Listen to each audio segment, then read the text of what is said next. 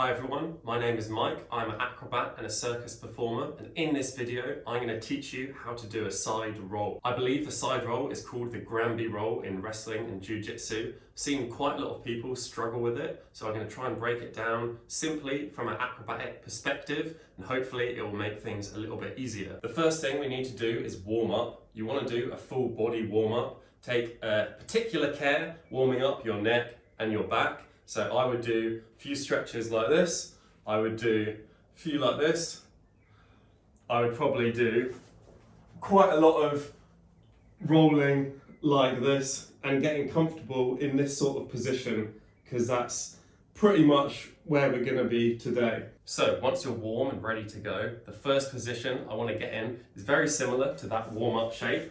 So we're just going to go onto our backs. We're going to rest our head on the floor, lift our legs up, and then using your hands, push your legs and your bum off the floor. So you're like this. Now, the next thing that we're going to do is put our hands on our hips, like this. So going like this, just going here. So once you're upside down in this position, you've got your hands on your hips, you've got your elbows on the floor. You should feel that your elbows are supporting your weight. So you can have your bum sort of down more than you would be able to if your hands weren't here.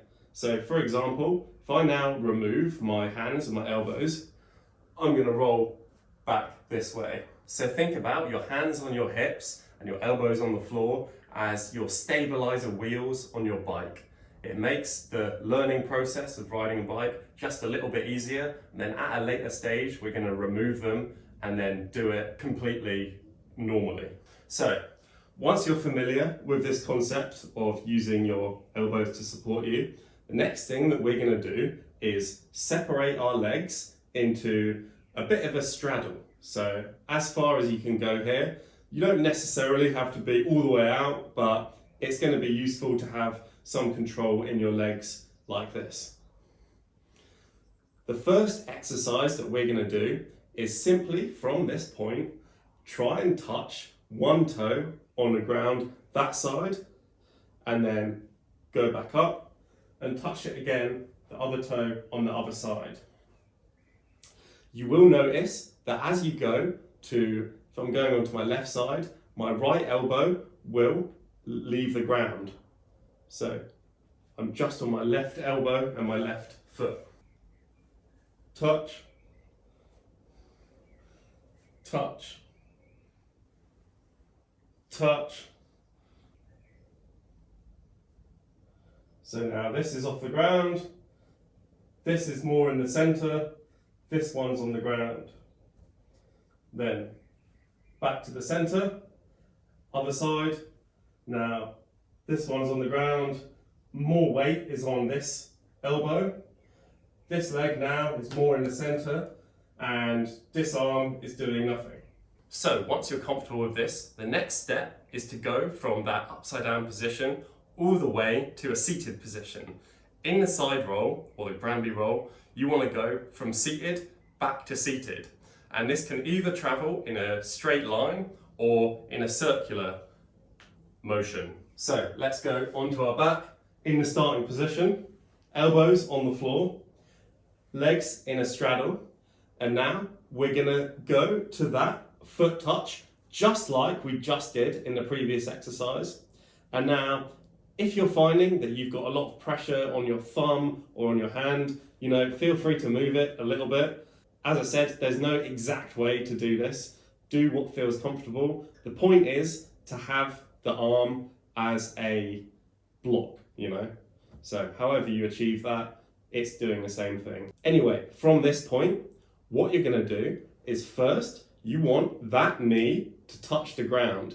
This is going to relieve a lot of pressure on this arm and your hand. So you're going to go down like this. So at this point, we could easily get out and just do this. That's what you would do if you were doing a back roll, for example. But because we want to end up seated, we need to turn this leg in like that. So we're going to go from here and we're gonna use our toes on the leg, on the ground, to pick the knee up and to push it forward like this. So then we can slowly come up like this. So we're upside down. We're going to touch that toe on the floor. We're then going to go to that knee on the floor. And as the knee goes down, you can see that the other leg is going to go more and more this way to bring the momentum of my whole body up. Once this knee is on the floor, then comes probably the trickiest bit, which is using your toes on this foot to lift that knee and rotate your leg in like this. So from here to there. What this does is then allows you to roll comfortably up here. It may at first be a little bit uncomfortable because you've got to push off your foot at a different angle to maybe you're used to. But if you do jiu-jitsu or wrestling, you might be more used to this than most. Because obviously there's a lot of things that require pushing in different positions. But just bear in mind, it's not the most natural feeling at the beginning. So remember to practice this on both sides. You don't really want to just do this on one side. Here we are. That leg's touching the ground. Then the knee's going down. Then you're going to be rotating it in and coming up like that. So if you've done it to this point, then you've done 50% of the roll. Now, all we need to do is the first half to get us into that upside down position. This is another point where I feel a lot of people get stuck. So just take it really slowly and be patient, and eventually you're gonna get it. First, take a seat like this. So you're not in a complete straddle. You're bringing your legs up, knees off the floor, and you've got your feet on the floor because you're gonna need to use them to push off. Now, at this point, I'm gonna put my hands already on my hips. So I'm like this. So very, very slowly, all we're gonna do is start to go over on the side. Like this. Right now, all I'm doing is I'm resting on side of my leg and on that elbow. This is step one of going upside down. So from here to there, from here to there. At this point, the next step is to go from the forearm to the upper arm, whatever this is called. To do that, all you're gonna do is slowly collapse forward like this. So now it's sort of pushed my arm behind me. It's not exactly the most comfortable position, but I'm trying to do it in slow motion so you can see more clearly. So we've gone from there to there. Here, we're going there, and then we're going there, there, there. So once you're at this point, the next thing that we're going to do is try and slowly invert. The way we're going to invert is using both of your feet. Mainly this one, the one that's sort of closest to you, is going to be the one that's pushing most off of the ground. So you're going to really need to begin to start doing this motion. At the same time, you're going to, initially you can push off of this far leg, but then you're going to need to bring it up and use that as your lever to help bring your momentum over. It's very hard to just rely on the push. The most important thing to learn is getting the timing of the push and the lever to make the whole motion easier, basically. If you just push, it's going to be hard. If you just kick the leg and rely solely on momentum, it's also going to be hard. So you've got to get the good balance of both. So we're here. We begin to push up like this. So now my hips are off the floor and I've got quite a lot of weight on my shoulder here. And I've also got quite a lot of weight on my right toes and this knee. So next thing is lift this leg, and we don't need to kick up. We can do the whole thing slowly and controlled.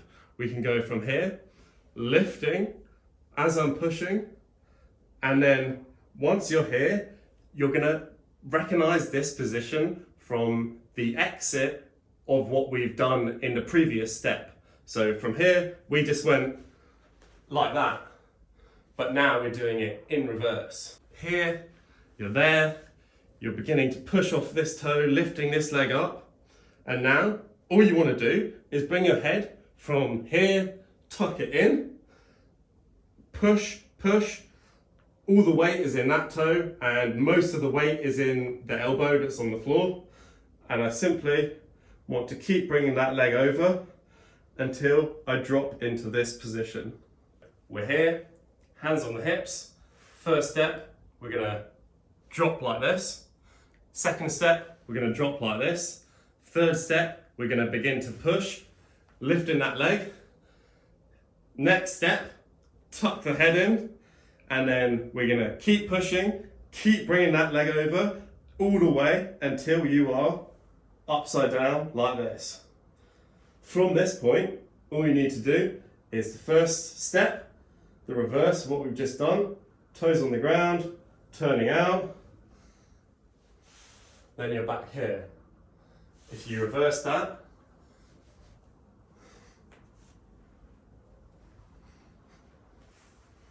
you've done the side roll. Something to note is that I'm never on my head or on my neck too much.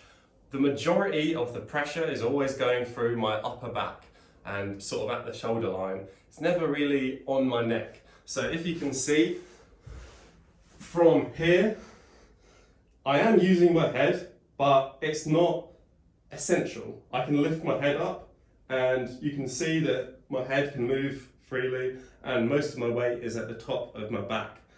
Obviously, at times you're going to have to use your head for support, but the point is the weight is not all on your head. So when you're comfortable with this step, let's move on to try and do it without using our hands and our elbows like this on our hips. So this time, you're going to bring your hands in front of you here. We are still going to use our elbows, but not in a way that completely takes our arms away. Because ideally, I think you're going to be wanting your arms in front of you, perhaps to use them. So without the arms, what it looks like is very similar. First step, you're going to go to here. Second step, you can either go onto your elbow like this, or you can drop sort of straight onto your side, onto your shoulder. As we continue, you're going to push off of this leg and obviously be using that one to go up. And this is just going to be a little harder because you don't have the extra stability on the back end. So you're going to have to struggle maybe a little bit with this. So here, as you can see, I am still on that elbow, but I haven't got it tucked like that. I've just got it here. So my arms can go in front if necessary. Obviously, it's a bit harder to do it slowly, but in real time, you won't be stuck there for too long. So you're going from here, going onto your side.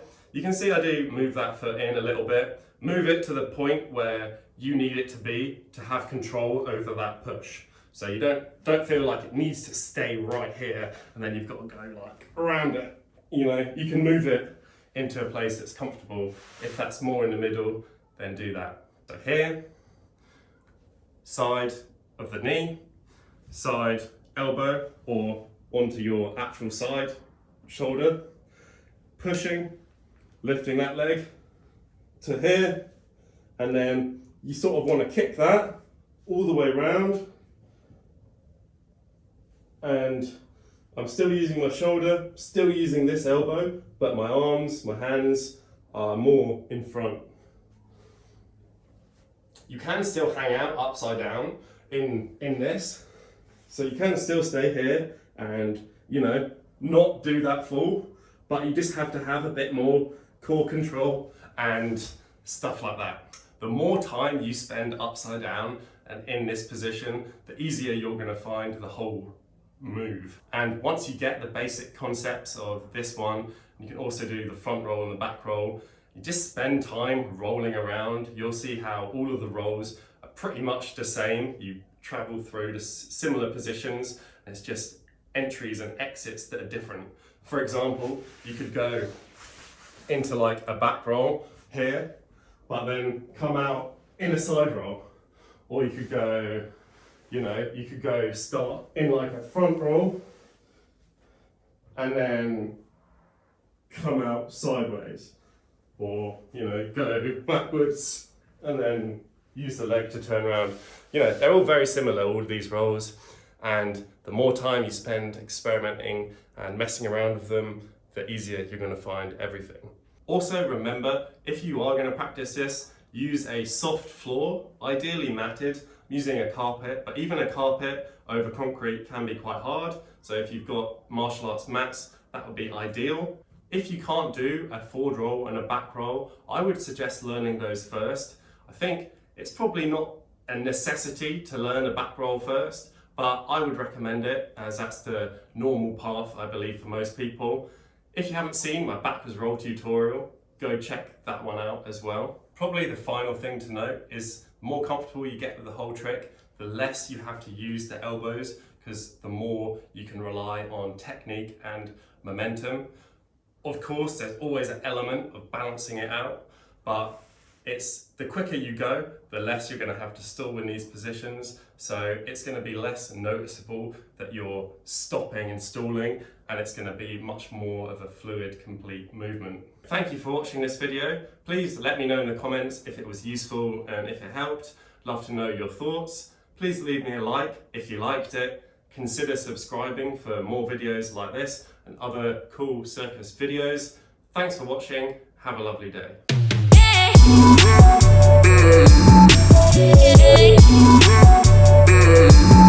Yeah.